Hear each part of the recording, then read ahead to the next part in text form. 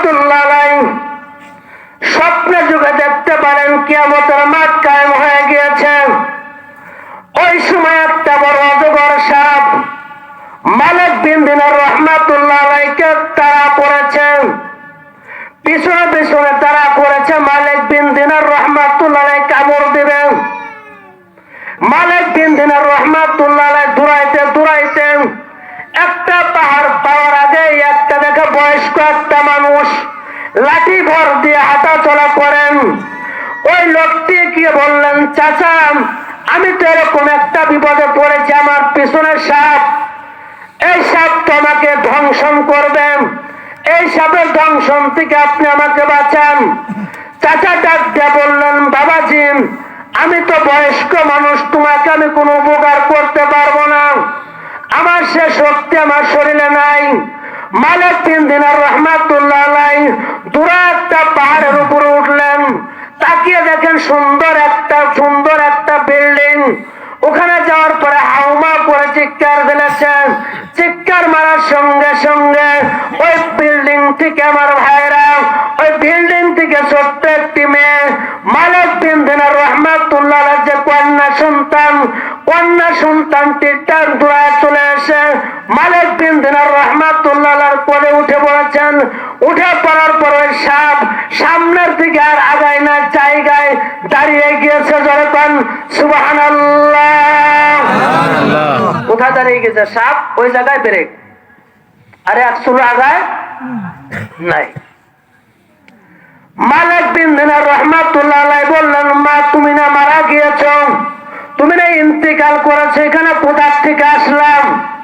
ওই ছোট্ট মেয়েকে ডাকতে বললেন, বাবা ওই যে বালাখানা দেখতেছেন, ওই বালাখানার ভিতরে কোন শিশু বাচ্চা যদি দুনিয়ার জমিন থেকে কোন শিশু বাচ্চা যদি মৃত্যুবরণ করে ইন্তেকাল করেন, আল্লাহ তাআলা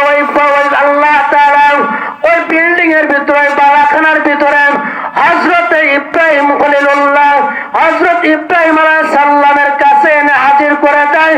ইব্রাহিম আলাইহিস সালাম এই বাচ্চাদেরকে নিয়ে খেলাধুলা করেন। যখন সুবহানাল্লাহ, ইব্রাহিম আলাইহিস সালাম সে বাচ্চাদেরকে নিয়ে কি করে? খেলাধুলা করে। ডাক্তার বললেন, মা গো এই সাপটি এত বেলা আসলো, এখন দাঁড়াইলো কেন? তখন বললেন, বাবা রাস্তার ভিতরে আপনি কি দেখেছেন? তখন বললেন, দেখেছি একটা বয়স্ক মানুষ লাঠি ভর দিয়ে হাঁটতেছেন।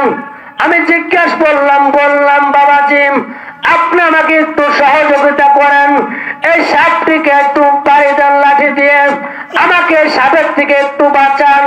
ওই মুরব্বী লোকটি বলল, বাবা আমার গায়ে ওই পরিমাণ শক্তি নাই। এই কথা বলার পর আমি দৌড়াইলাম।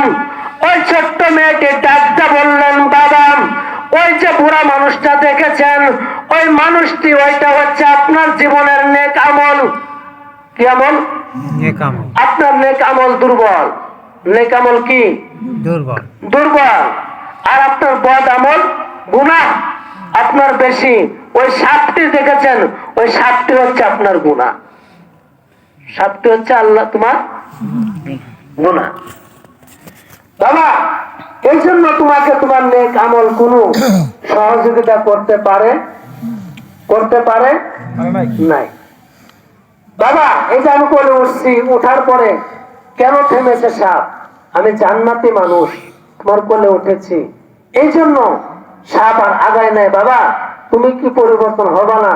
তুমি কি আর ভালো হবা না? বাবা তুমি কি আল্লাহর দিন কায়েম করবা না? বাবা তুমি ভালো হয়ে যাও, নেক আমল করো। এই স্বপ্ন দেখতে দেখতে মালিক বিন দিনার রহমাতুল্লাহ আলাইহির ঘুম ভেঙে গেলেন।